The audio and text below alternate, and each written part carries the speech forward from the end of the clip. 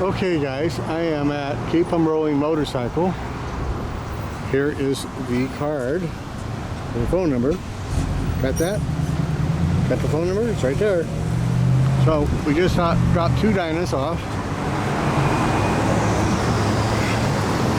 So this one here, we're gonna put fork seals on it. It's a 15 with 20,000 miles. It'll be for sale. And this one, we're gonna put tires on it, and it's got a leaky valve top gasket on that one. And here's the shop right here. Now, Ham has been his owner. He's been watching YouTube for years, he tells me. I just met him buying some MX pegs for the hot rod Dyna. I said, dude, I'll sign me with some work.